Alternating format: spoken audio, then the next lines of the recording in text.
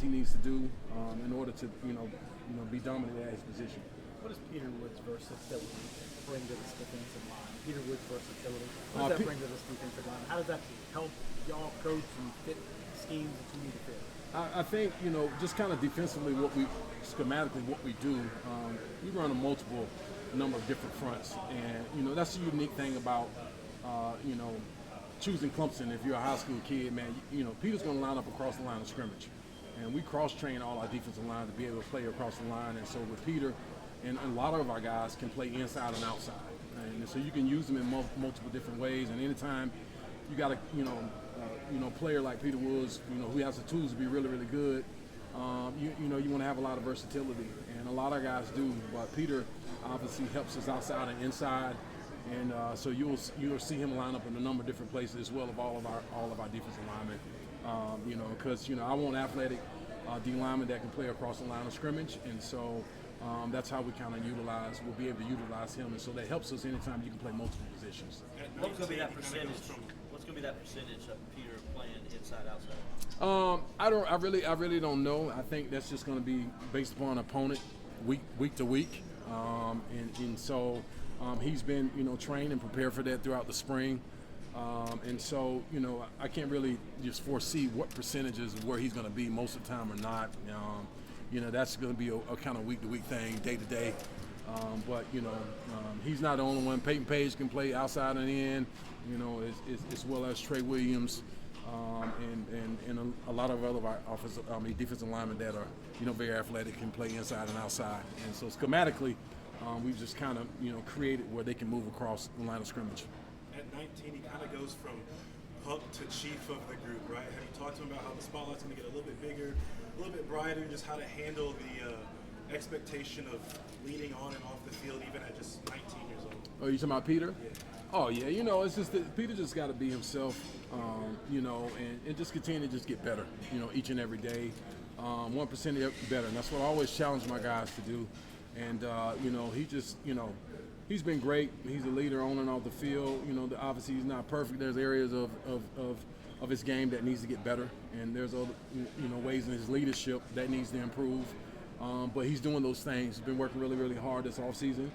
And, if he can just go beat Peter Woods, that he's capable of being with the tools and things that he has that he brings to the table, he'll be just fine. When you sat down, you said living the dream, and that's, you hear it every day, but when you say it, you feel it, it has weight to it. Mm-hmm. What goes into making sure that the people around you, the players you're coaching, feel that they too can be and are hopefully living the dream? I think it's all about your attitude and your approach to your job. One of my coaching philosophy is I just try to make goals clear, roll my sleeves up, and do whatever it takes people to win.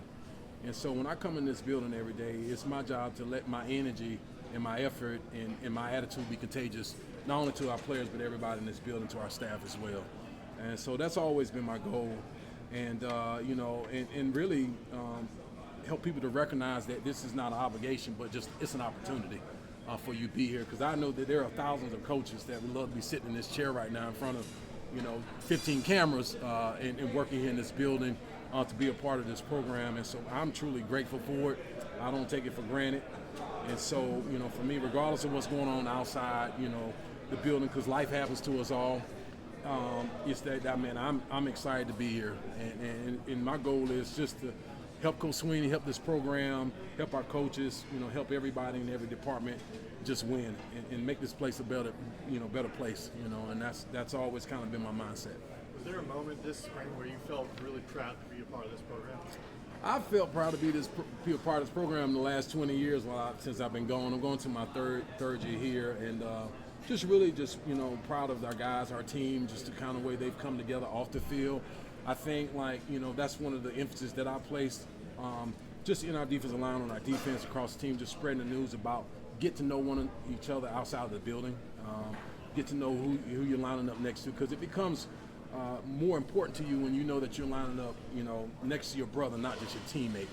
And so in order to establish, great teams and great cultures, guys have to be intentional about getting to know one another. And I think our team has done it this year, just spending time outside of the building, kind of knowing each other's backgrounds And so it becomes more important to you. That's what made us great when I was at the Steelers and all the other great defenses and teams I've been a part of. Man, we were truly family off the field. And so for me, man, I've always been proud of our guys. Just kind of are they perfect? Absolutely not. But we have a lot of great kids on our team. So just truly, proud of our program, proud of this team.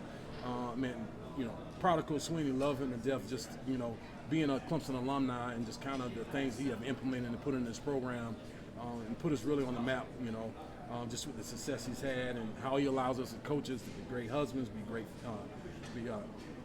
be great family men, and give us time to not only just be great in the building, but also be great in life. And so that's hard to find, in the game of football, especially in college athletics. How's Vic Burley doing health-wise? Vic is doing well. He'll be ready to rock and roll. Expecting great things out of him. And as you look at our defensive line, you talking about Vic. You guys haven't really seen him, and he is a big athletic dude. And so just facing a little bit of adversity with some injuries. But man, he's doing really well. Man, excited to see what he's going to do, as well as Stephon Green, who you guys haven't seen play. Really athletic. Defensive line is coming to his own way. Really built his confidence up this spring, and so I'm feeling really excited. And so we always talk about the standard. Standard is my job as a coach to get the best out of Vic Burley, the Stephon Greens, and everybody in my room. That's on me, because I'm a reflection of my position. You've been doing this. Vic is your cousin. So how is he connected? How many generations? What is it like coaching him on the field? Yeah, we're related.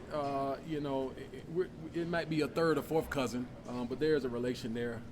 And so for me, when he steps into that meeting room, he is a defensive lineman, and the rules apply to him as they do with everyone else. And so, man, the standard is the standard, and I'm gonna be demanding, not demeaning, to our players, regardless of whatever kind of relationship I may have. I got a lot of relationships with a lot of my. It's such a small world, and so many people, and when I've had the career I've had, and kind of met the people I've met over the years through the NFL and through high school, and especially being from Georgia, I'm always going to know somebody that knows somebody that knows somebody.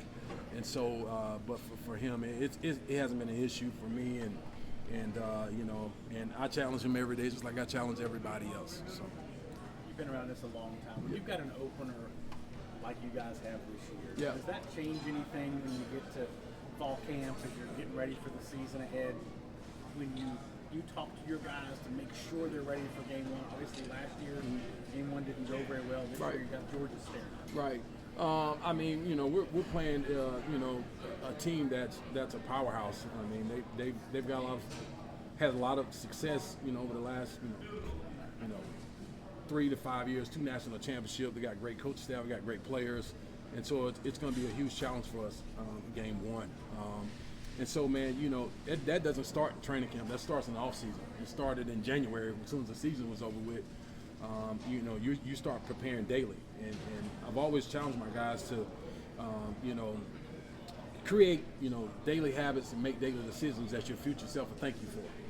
And so that goes on to the football field, not just in life but on the football field as well. It's just being prepared for game one. And so game one happens to be one of the top programs in the country, and so it's going to be a challenge for us, and we've got to come together and we've got to work really hard and really just don't beat ourselves and just go out and be the best version of ourselves. And that's going to be week 2, week 3, week 4, and throughout the entire season. And so it's always going to be a challenge in college football, man. Any given Saturday or Friday or whatever day we play, they're going to be, the dynamic has changed, the landscape has changed with the transfer portal. Everybody's got dudes nowadays, and so, man, when you don't handle your business and you make mistakes, and you can lose football games. And so it's our goal just to rally together, not beat ourselves. You mentioned as far as the players' village, with the pickleball, mini golf. Yeah. What do you think most of the players considering? I know with Paw Journey and the football program, it's a much bigger factor than them coming here. But what do recruits gravitate most toward of all the games, and what's your favorite?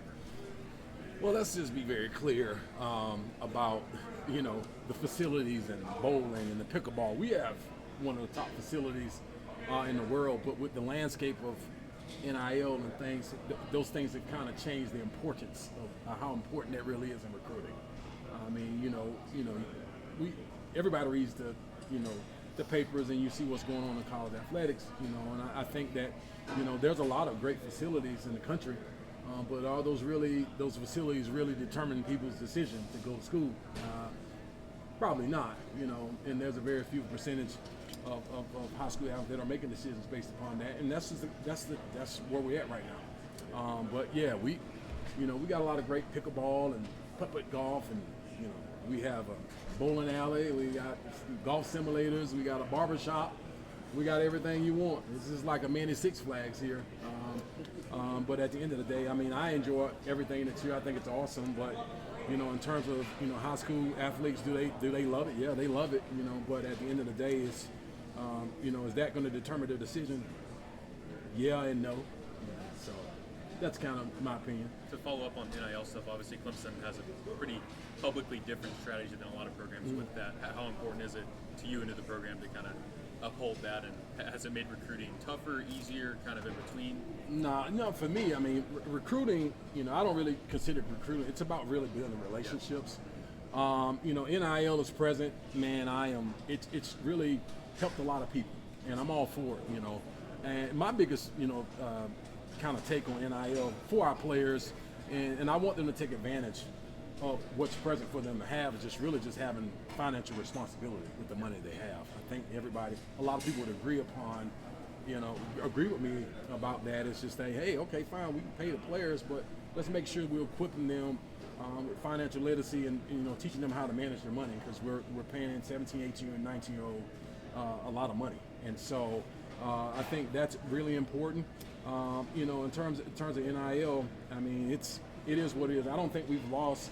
We're not losing people. We're going to get who we're going to get, and so there are people that are looking for substance. They're looking for that wholesome approach, and if they are, they'll end up being here. Okay. And there's a lot of great athletes, a lot of talent in the country that we can recruit, build relationships with, that'll want to be here. We're not an anti-NIL university like we have NIL here, but we still have to promote graduation, being equipped with tools for life, having a great college experience. Those things are still going to be the foundation of our program.